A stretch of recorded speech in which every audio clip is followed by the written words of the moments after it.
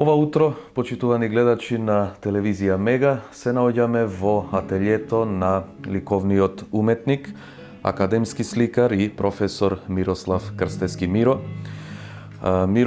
навистина е прекрасно чувството, можам да речам, човек да се наоѓа околу вакви, можам да речам, мега дела кои што не секој уметник може да ги покаже пред јавноста. Вие сте еден од ликовните уметници, педагози, академски сликари, кои што се познати не само во Кичево и во Македонија, туку и надвор од земјата. Ви благодарам што одвоивте време да сте ова утро со нас. Ви благодарам на вашата посета во моето ателие. Поздрав до сите гледачи на телевизија Мега и добро утро на сите. Миро, околу нас се многу дела, како што кажав, нашите гледачи ќе видат многу од вашите дела. Меѓутоа, еве, можеме нашиот разговор да го започнеме со вашите почетоци, односно кога, кај вас се роди желбата за ваков вид на творештво, или, просто кажано, кога го откривте талентот за да творите од областа на ликовната уметност? Па, како што многу пати сум одговорил на ова прашање, моите почетоци во тајните на ликовната уметност се уште многу одамна, уште од школските денови кога сум бил осмолетка. Нормално, како секое дете, се почнало од изработка на цртежи со стрипови, па изработка на самостојни некои дела, некои пейсажи, некои портрети, но се уште тоа се почетоци во мојата уметност. Во средниот школските денови малце посериозно се зафатив со моето цртање, со моето сликање, и како што веќе се знае дека после средношколските денови продолжив на студиите за факултетот за ликовни уметности во Скопје.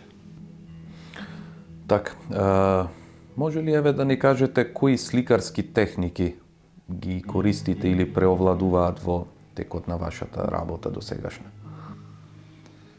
Моментално, во последниве години, се работат две сликарски техники, тоа е масло на платно и акрилна техника, исто која се слика на платно. Но претходно имав доста многу добри еден циклус на неколку акварели кои беа презентирани во неколку изложби надвор од државата, па се работеше и цртежи со бајц, се работеа цртежи со лавиран туш, значи повеќе техники, али во последниве години, како што кажав, тоа се тие две, маслената техника и акрилната. Изминатиот период во текот на вашата уметничка кариера како ликовен уметник и академски сликар имате реализирано повеќе изложби и самостојни. Мислам дека имате и групни изложби заедно со други автори. Колку вкупно изложби имате реализирано и во Кичево, и во Македонија, но и надвор од границите на нашата земја? И кои биле темите на тие изложби? Па во текот на мојов сликарски живот се изработени, се направени многу изложби. Кога зборуваме за самостојните изложби, само во Кичево се реализирани негде околу 13 до 15 самостојни изложби. Во Република Македонија исто така негде околу 20 на изложби самостојни, а и надвор од Република Македонија во повеќе држави низ Европа се направени негде 10 на изложби, каде што се презентирав со најразлична тематика, а секогаш темата на самиот уметник е поврзана со неговиот живот, со неговите случувања, со моменталните расположенија и случаи што во самиот ден или самиот момент се случуваат. Уметникот не може да бега од реалноста. Често пати користим еден израз апстрактното сликарство. Иако тоа апстрактно сликарство за мене е многу реално, бидејќи е прикажана душата, прикажани се чувствата на самиот автор, но го нарекуваме апстрактно затоа што не можеме да видиме нешто што би сакале некои да видат еден пейсаж, да видат некои си реални теми, но секој апстрактно сликарство и најапстрактната слика е денес реална, бидејќи е создадена од уметник, создадена е од човек. Така. Споменавте две сликарски техники на кои што работите известно време. Меѓутоа, знам дека голем број на граѓани од нашата земја ве препознаваат и по фреско сликарството и иконографијата. Доста сте активен и во тој дел. Може ли еве околу таа ваша активност нешто повеќе? Па, видете, кога бев на студии во Скопје, исто така доста време се занимавав и со конзервација и реставрација со неколку колеги. И таа љубов према фреско сликарството и иконографијата уште од тие денови почна во мене да создава една посебен третман према уметноста, а проучувајќи ги нашите историски и највредни и многу вредни историски споменици, како што се неколку цркви, би ги спомналете, црквата Свети Ѓорѓи во Крубиново, Света Перивлепта во Охрид, Свети Пантелеймон во Скопје и некои други. И големината на тие уметници што ги создале тие ремек дела не може да ве остават рамнодушен, бидејќи тоа е една комплетна ренесанса која кај нас се родила многу порано од италијанската ренесанса. И таа инспирација за фреско сликарството и иконографијата кај мене доста преовлада. Па, еве се занимавам, па може да речем, скоро 30 на години со иконографија и фреско сликарство. И имам насликано доста фрески, доста икони и луѓето, најверојатно доста луѓе ме препознаваат и по тој начин на мојата уметност. Така. Миро, долго време вие сте и ликовен педагог, односно професор по ликовна уметност во Општинското средно училиште Мирко Милевски од Кичево. Може ли еве да ни кажете, постои ли интерес, има ли талентирани млади луѓе од учениците со кои што вие работите, има ли интерес околу ликовната уметност? Дали го искажуваат својот талент, колку вие тука им помагате и има ли некој, што викаме ние, неоткриен талент кој што од кого може да очекуваме нешто повеќе наредниот период? Еве како за пример, малце ќе се надоврзам на тој ликовен клуб кој порано го водев.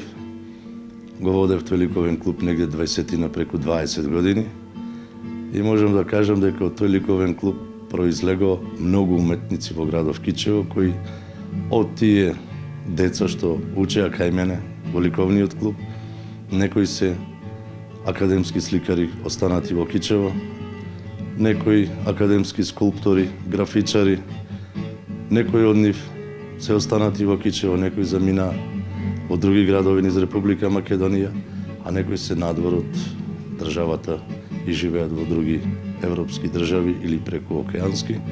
Можам да кажам дека од тој ликовен клуб за 20 на години излегува преку 20 на уметници. Во моментов точно дека не може да нема талентирани во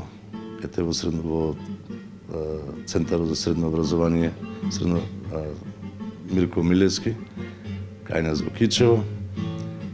Има ученици што се премногу талентирани, тоа е господова дарба, каде што самите деца треба да се усмерат во еден правилен пат, да им се покаже правилниот пат, да го тоа сознаат, научат, да ги научат самите техники, да ги научат правилните начини на цртежот, на сликарските техники. И ако со децата нормално се работи, ја верувам дека ќе излезат и други генерации на академски уметници. Миро, може ли еве да им откриеме на нашите гледачи колку време дневно поминувате во ова ваше ателје? Дали е тоа може би некое време што го имате определено во денот, или кога на душата ќе си осетите дека ќе најдете мир тука и ќе ја исполните вашата душа со вашата работа, со она што фактички вие и цел живот сте заедно со ликовната уметност. Колку време во денот сте тука? Па можам ова да ви кажам дека во ателјето мора да дојдам. Без разлика дали ќе бидам присутен 5 минути, дали 1 минута или 10-12 сати, значи во ателјето се подразбира дека тоа е акумулаторот за мојата позитивна енергија. Често пати се случува да воопшто не се слика, не се работи ништо, ќе се прелиста некој од книгите, ќе се поразмисли малце, или се прават припреми за наредна слика, за наредна икона. Така да ателјето е во мојата душа и не можам да не влезам барем еднаш во денот. А дали ќе бидам со сати присутен или неколку минути, тоа зависи од моето расположение, зависи од многу други фактори. Има ли може би наследство на вашите деца околу ова уметност? Да, јас имам 2 ќерки.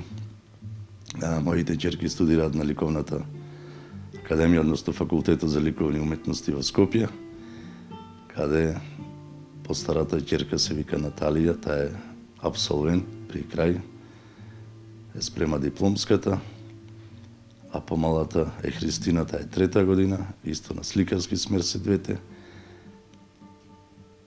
Па, како што народот кажал, крушата паѓа под круша. Так. Верувајте, не беше моје да ја инсистирам на моите деца да го настават или да